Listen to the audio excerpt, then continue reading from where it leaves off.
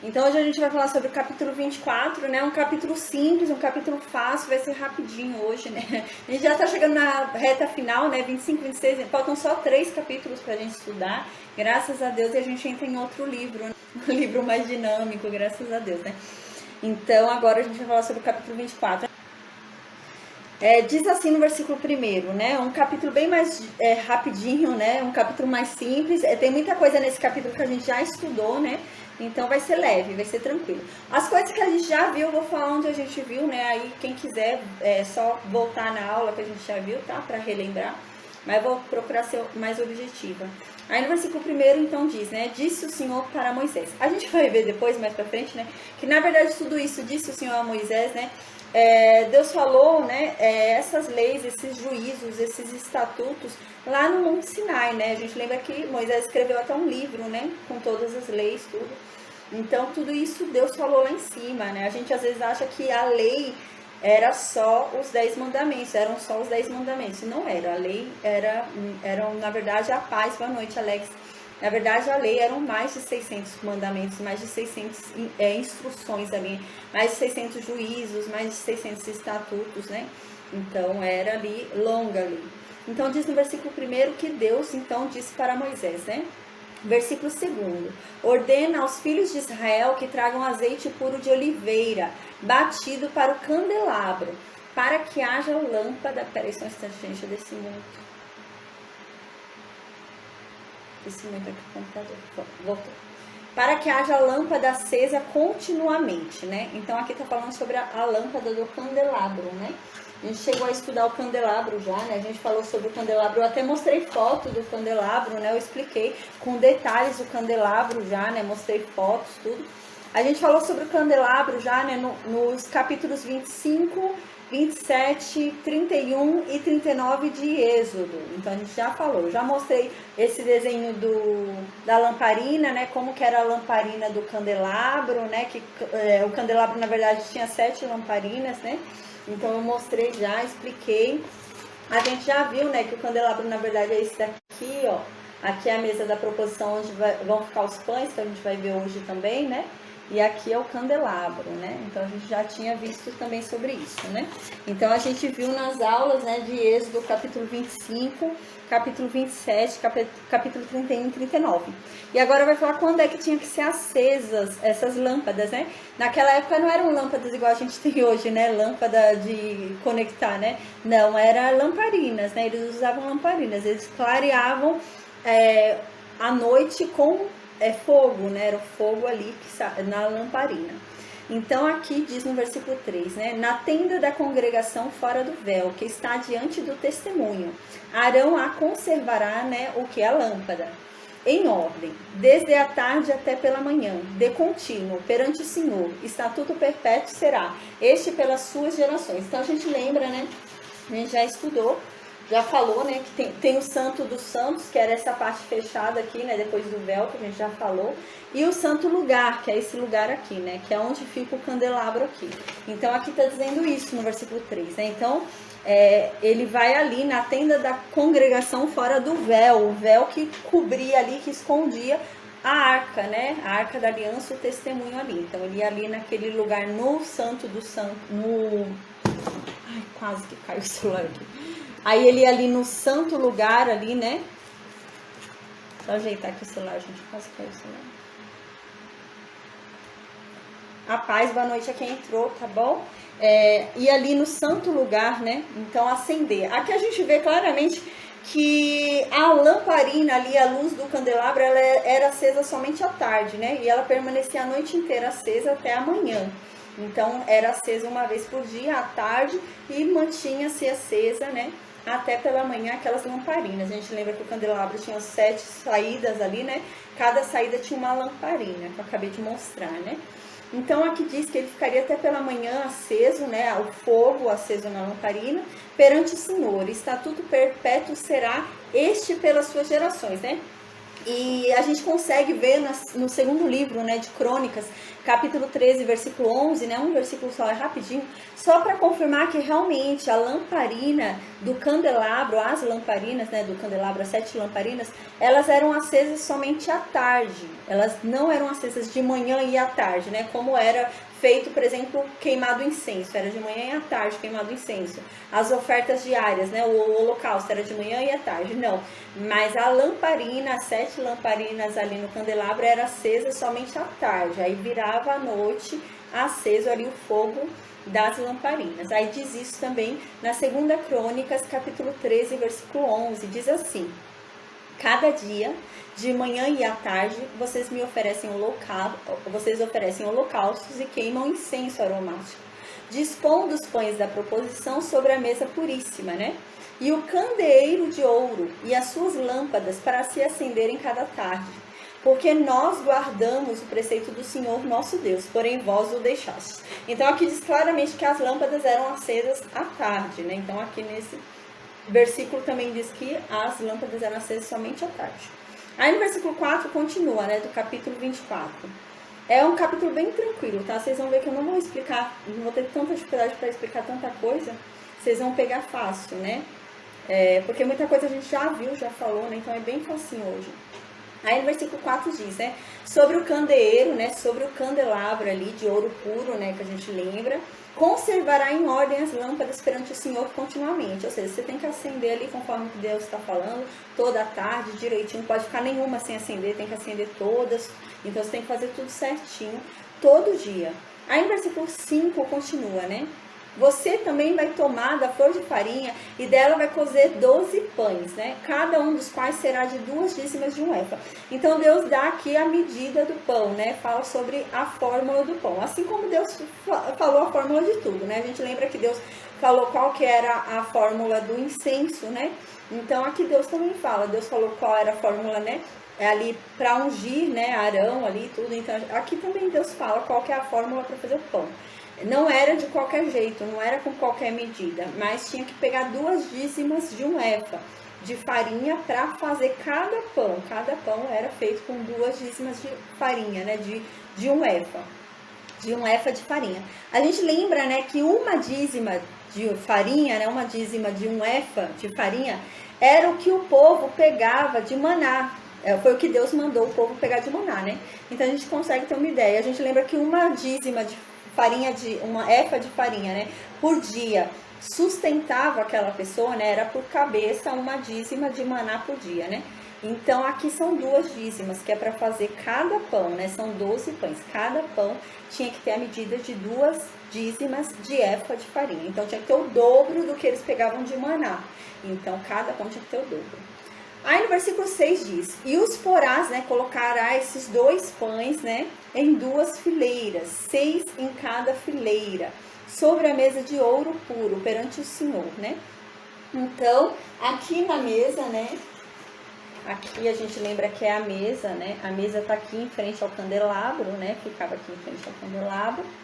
Nessa mesa aqui colocaria 2 fileiras, né, uma fileira com 6 pães e outra fileira com 6 pães.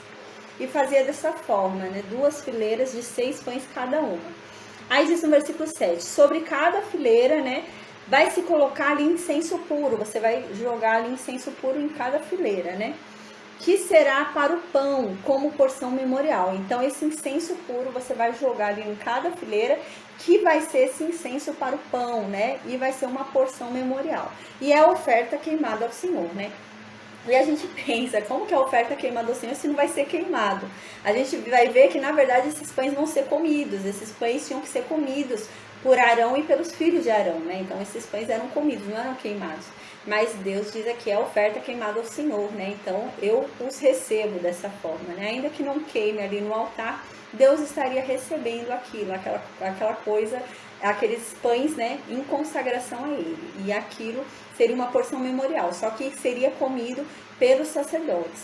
Aí no versículo 8 continua, em cada sábado Arão os porá em ordem perante o Senhor. Então, ele todo sábado tinha que pôr um novo pão, né? Eram 12 pães que ele tinha que colocar. Ali tem a mesa da proposição, colocava 6 de uma fileira, 6 em outra fileira. Chegou o sábado, né, tinha que colocar novo pão, tinha que trocar os pães ali, colocar mais 6 pães aqui, 6 pães aqui. Então, todo sábado eles tinham que ir lá e trocar os pães da mesa. E diz, em cada sábado, Arão os porá em ordem perante o Senhor, continuamente, da parte dos filhos de Israel, por aliança perpétua. No versículo 9, e serão de Arão e de seus filhos, os quais os comerão no lugar santo, porque são coisa santíssima para eles, das ofertas queimadas ao Senhor como estatuto perpétuo, né? Então eles deveriam comer esse pão, né? Então eles, ao longo dos 7 dias, eles comeriam aqueles pães ali, porque foi entregue a eles, assim como eles tinham a parte deles também dos sacrifícios, né? Como Deus dava a coxa, dos sacrifícios pacíficos, tudo. Então eles também teriam direito ali de comer aqueles pães, então eles poderiam comer aqueles pães ali. Porém, eles tinham que comer dentro do tabernáculo, no lugar santo, né? Então, eles comeriam ali esses pães. Então, agora no versículo 10, a gente vai ver que vai mudar o assunto, né? A paz, boa noite, igreja, ministério transformador pelo Espírito Santo, amém. Então, agora a gente vai ver no versículo 10 que vai mudar totalmente o assunto. Vai falar agora sobre uma pessoa que blasfemou contra Deus e amaldiçoou a Deus. Então vai falar agora sobre isso. Diz assim no versículo 10: apareceu entre os filhos de Israel o filho de uma israelita, o qual era filho de um egípcio. O filho da israelita e certo homem israelita contenderam no arraial. A gente lembra que esse povo ficou 430 anos no Egito, né? E eles tinham ali uma relação com o Egito, né? Então, algumas israelitas se casaram com egípcios, né? Alguns homens israelitas devem ter se casado com egípcias também, então eles tinham ali já um certo entrosamento, uma certa relação. E essa mulher, ela havia casado com um egípcio, né? Nesse período que eles estavam lá, ela se casou com um egípcio e eles tiveram um filho, né? Aqui, isso que aconteceu, provavelmente foi ali no período que eles ficaram no Monte Sinai, né? A gente estudou já, a gente viu, quando a gente falou sobre Êxodo, capítulo 18 e 19, né? Eu comprovei na Bíblia que eles ficaram quase um ano no Monte Sinai, né? Foi quase questão de dias para completar um ano. Então, eles ficaram quase um ano ali no Monte Sinai. Então, esse homem, a paz, boa noite, Rose. Então, esse homem, ele nasceu lá no Egito, né? Então, ele tinha o pai egípcio e a mãe israelita. Então, aqui diz sobre esse homem, né? Esse filho dessa israelita com o egípcio, ele foi e brigou com outro israelita ali no arraial. Então, o versículo 11 diz, né? Ele era um filho de um egípcio. Era um costume dos pagãos, né? Quando estavam nervosos, eles amaldiçoavam os deuses pagãos. Então, eles estavam nervosos ali, eles falavam alguma coisa amaldiçoando, porque Deus não deu o que ele queria, né? Os deuses pagãos não davam alguma coisa que eles queriam, eles amaldiçoavam. Sabe, hoje, existe ainda hoje alguns rituais, algumas coisas assim, sabe? Eu quero casar e ponho um santo de ponta cabeça, não tem essas coisas? Isso vem desses costumes, desses pagãos. Isso é um costume que eles faziam. Então, eles amaldiçoavam esses deuses que eles adoravam. Eles faziam isso, estavam com raiva porque o Deus que ele pediu não deu tal coisa, viravam de ponta cabeça o Deus, afundavam o Deus, com raiva ali, querendo se vingar daquela estátua, né? Então, esse homem vai agora blasfemar contra Deus. Ele achou que Deus era igual aqueles deuses pagãos ali que eles vinham servindo, né? Mas Deus já havia dado a lei para eles, né? Deus já havia dado a lei, Deus já havia ensinado, né, que não se blasfema contra Deus, não se usa o nome de Deus em vão. Então Deus já havia explicado para aquele povo. E esse homem, ele vai errar, né, esse filho desse israelita e desse egípcio, ele vai errar e vai descumprir, né, o mandamento ali de Deus. Então diz no versículo 11, né, então o filho da mulher israelita, dessa mulher, ele foi e blasfemou o nome de Deus. E ele amaldiçoou a Deus. Então, tendo isso acontecido, pessoas viram isso, presenciaram isso e foram levar esse homem para Moisés, né? Então, o nome é algo extraordinário aqui, que eu fui pesquisar, falei, nossa, o que tem a ver colocar o nome da mãe desse menino, né? E colocar o nome do vô, né? O que tem a ver com a história? Você não ouve mais falar dessa mulher, então o que tem a ver na história isso, né? Mas eu fui procurar o significado dos nomes e tem uma lógica quando a gente vê o significado dos nomes, né? Diz aqui do nada, né? Do nada Moisés coloca ali o significado do nome. Diz assim, o nome da sua mãe, da mãe desse menino que blasfemou contra Deus, né? Era Selomite. E ela, né, era filha de Dibre, né? Então Dibre era o avô dele. E aqui diz, da tribo de Dan, eles eram da tribo de Dan, né? Então, eu falei, não, deve ter alguma importância o nome dessas pessoas aqui. Porque não tem lógica entrar o nome deles. Você não vai ver eles assim na história e tal, não tem importância. É com relação ao acontecido. Então, alguma importância para o acontecido tem esses nomes, né? Então, eu fui pesquisar o significado desses nomes e qual é o significado desses nomes. Selomite significa pacífico, né? Aquele que busca a paz, aquele que reina pela paz, né? Então, é meio uma contradição. A gente vê que era muito importante nome nessa época, né? Nossa, nome era algo muito importante. Você colocava no seu filho o nome daquilo que ele expressava para você, né? Então, sentimento de dor, de alegria, o que você tinha de esperança naquele filho, o que você queria que ele crescesse e fosse, o que você ia educar para ele ser, você colocava o nome dele. E o nome dela era Pacífica, né? E o filho dela estava lá brigando, né, com outra pessoa. Então, isso chama atenção. E Dibre, o que significa Dibre, né? Dibre significa minha palavra, né? Então, aqui deve ter uma conotação especial, né? Porque é a palavra de Deus, né? Então, ele era filho de uma mulher, né? Cujo significado do nome dessa mulher é pacífica, né? Aquela que deve zelar pela paz, deve lutar pela paz, né? E ela é filha de quem? Minha palavra, né? Então, provavelmente aqui se referindo também à palavra de Deus, né? Nessa questão de importância ali, né? E eles da tribo de Dan. Então, é só aí, essa é a única questão que eu consigo ver aqui de ter o nome desses dois, porque não tem lógica ter o nome desses dois, né? Não tem importância ter o nome desses dois. Aí no versículo 12, então, diz que levaram esse homem, né, que blasfemou contra Deus, para a prisão, até que Deus falasse o que devia ser feito com ele, né? Então, deixaram ele lá preso até que Deus dissesse qual que era a pena, o que ele tinha que passar. Então, no versículo 13, Deus chega e fala para Moisés o que tem que ser feito com aquele homem. No versículo 14 diz, olha, né, Deus falou para Moisés, tira o que blasfemou para fora do arraial. Então ele tinha que sair ali do meio do arraial, porque aquele arraial era santo, né? Deus estava no meio daquele arraial, Deus era um do povo ali, não estava ali entre o povo, era um do povo, e aquele arraial era santo. Então ele ia para fora do arraial. Então levaria esse que blasfemou para fora do arraial, e todos os que o ouviram porão as mãos sobre a cabeça dele, né? E todas as testemunhas que viram esse homem amaldiçoar a Deus vão colocar a mão sobre a cabeça dele, como prova de que realmente eles testemunham que viram aquilo, né? Então põe a mão na cabeça dele para dizer que realmente você ouviu ele blasfemar contra Deus, né? Então toda a congregação deve apedrejar esse homem até ele morrer, né? Então era isso que aconteceria, foi isso que aconteceu com esse homem. Então no versículo 15, né, Deus diz para Moisés, você vai dizer aos filhos de Israel que qualquer um que amaldiçoar a mim, né, amaldiçoar o seu Deus, vai levar sobre si o seu pecado. Então não adianta falar que se arrependeu, porque não vai me oferecer sacrifício nenhum para que eu aceite. Qualquer um que blasfemar contra mim vai levar sobre si o seu pecado, porque não haverá sacrifício que anule isso que essa pessoa fez, né, ao me amaldiçoar, né? Amém, a paz, boa noite, Rafael. Lembra muito o que Jesus falou, né? Qualquer pecado cometido contra o homem vai ser perdoado. Jesus Cristo fala isso, né, no Novo Testamento. Qualquer pecado cometido contra o homem é perdoado, mas o pecado contra o Espírito Santo não tem perdão, é imperdoável. Então lembra o que está acontecendo aqui também, né? E Deus fala isso, qualquer um que me amaldiçoar, né, vai levar sobre si o seu pecado. Não há sacrifício que ele me ofereça que eu vá perdoar o que ele fez. Então lembra muito o que Jesus fala mais pra frente.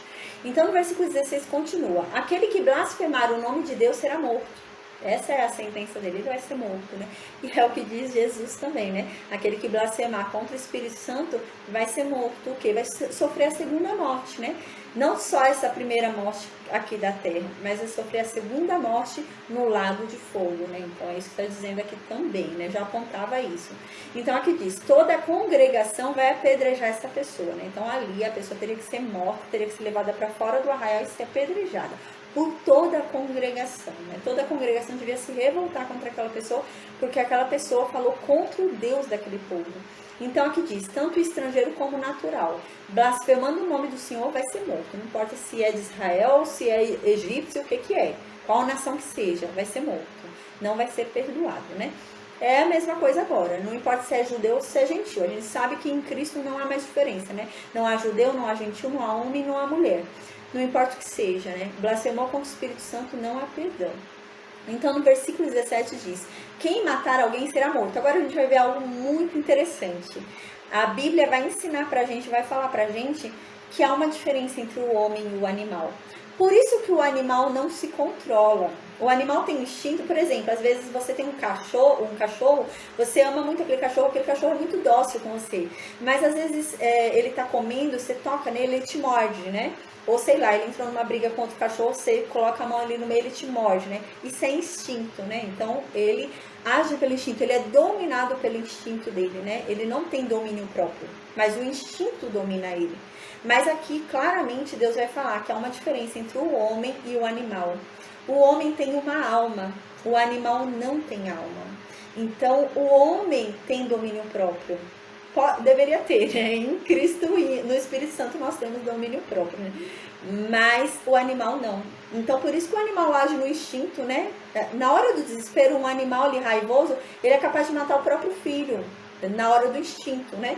O homem não, o homem tem que ter discernimento, né? O homem tem domínio próprio, porque no homem há uma alma e no animal não há. E diz isso agora.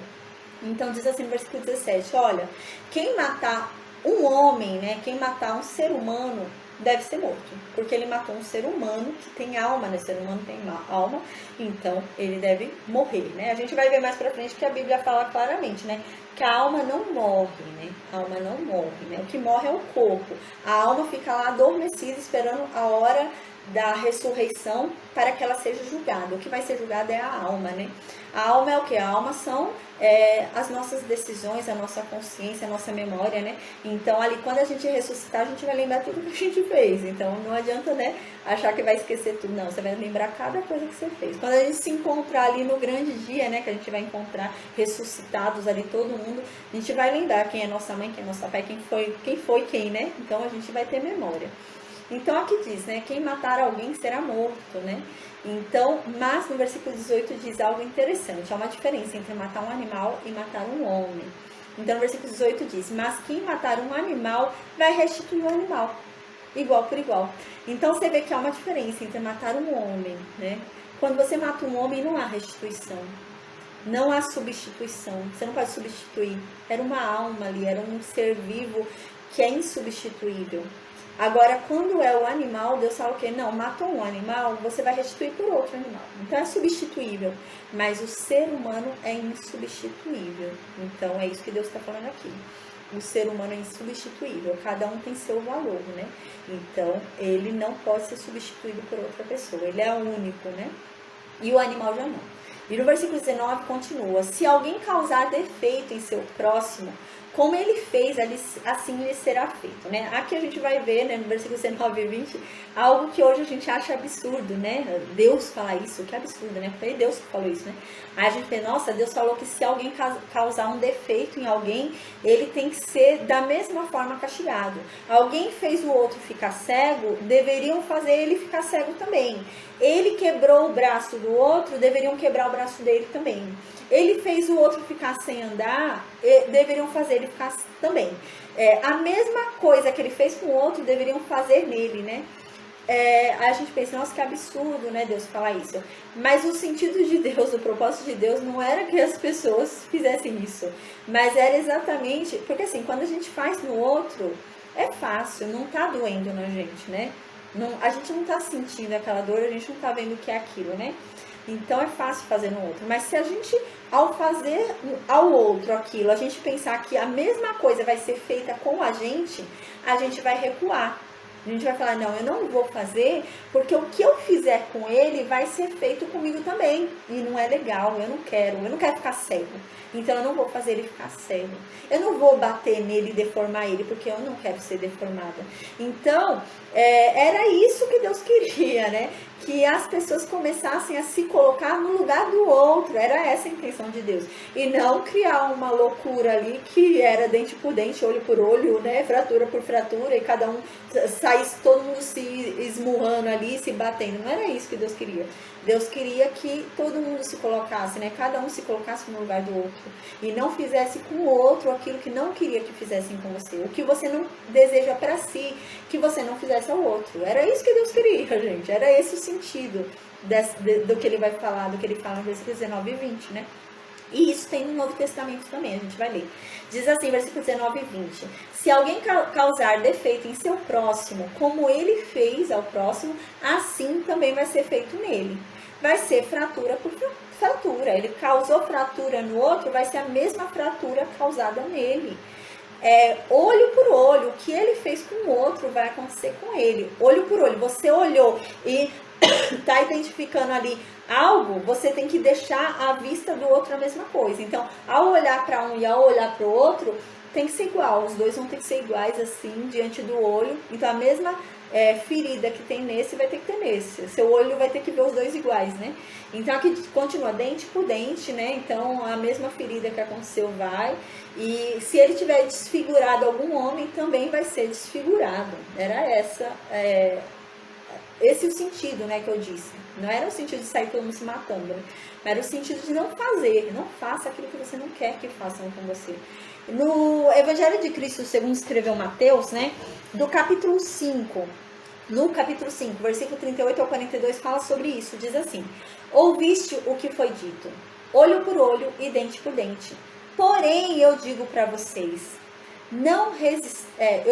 porém eu digo para vocês, vos digo que não resistais ao mal. Mas se qualquer te bater na face direita, oferece-lhe também a outra face. Esse era o propósito, né? Esse era o propósito. De você se colocar no lugar do outro, ter compaixão pelo outro, não fazer com o outro aquilo que você não gostaria que fizessem com você. Então, ele bateu em você, era isso que Cristo estava querendo dizer. A pessoa bateu em você e você não gostou, não foi legal aquilo, então não bata nele também, né?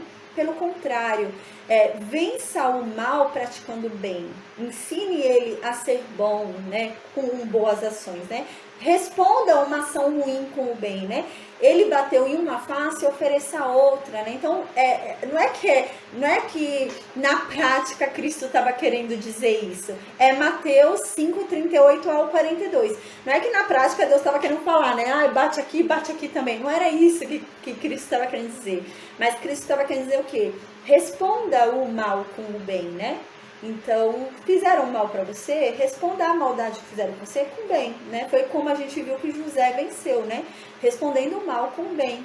E é isso que Cristo queria dizer aqui, né? Que respondesse o mal com o bem. Então, diz assim, ouviste o que foi dito, né? Olho por olho e dente por dente. Porém, eu digo para vocês, não resistais ao mal. Mas se qualquer um bater na face direita, dê também a outra face. E ao que quiser brigar contigo, né? Tira a túnica, né? E dá... peraí, gente, eu errei aqui. E ao que quiser pleitear contigo e tirar-te a túnica, né? Ou seja, aquele que está querendo brigar contigo, né? A túnica, né? Nessa época era algo que era valioso. Eles vendiam a túnica para conseguir alimento, essas coisas, né? Então, era algo que era comercial, né? Então, aqui Deus está falando, se alguém está querendo brigar com você e tirar algum proveito, né? Então, dê para ele algo, né? Então, a pessoa está brigando com você porque quer tirar a tua túnica, entregue para ele não só a túnica, entregue a capa também. Então, vença o mal que ele está praticando com o bem, né? Mostre para ele que você consegue praticar o bem mesmo mediante a maldade dele, né? E aqui continua, e se qualquer te obrigar a caminhar 1 milha, né? Se alguém te obrigar a caminhar uma jornada longa, vai com ele 2 vezes mais do que ele está te obrigando a caminhar, né? Então, responda o mal com o bem. E aqui diz, dá a quem te pedir e não te desvies daquele que quiser que lhe empreste, né? Então, se alguém te pedir alguma coisa, dê, né? E não fica procurando se esconder de alguém, né? Que você está vendo que está precisando de alguma coisa, está fazendo necessidade, né? E se ele se encontre com ele e empreste, se você puder, né? Ajude. Aí no Evangelho de Mateus também diz, né? Capítulo 7, versículo 1 e 2 diz assim: não julgueis para que não sejais julgado, pois com o critério com que julgardes, sereis julgados. E com a medida com que tiver desmedido, vos medirão também, né? Então, cuidado, né? Quando fizerem alguma coisa com você, não responda na mesma medida que fizeram com você. Pelo contrário, responda o mal com o bem, né?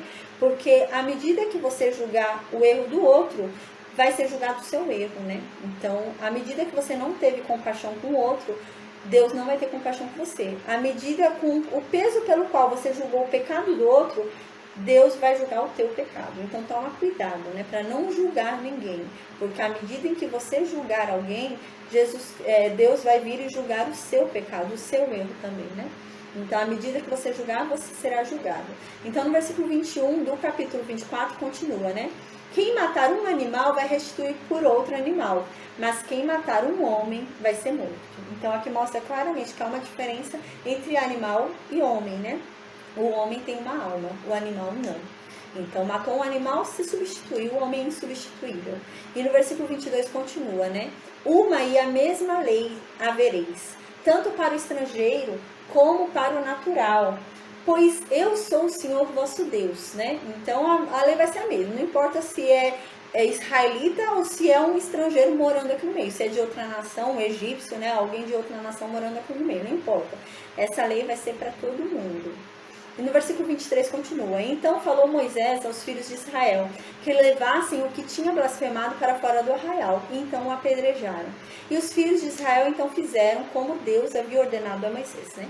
Então a gente encerra aqui hoje, né, a aula do dia. Eu falei, era uma aulinha facinho hoje, né, rápida.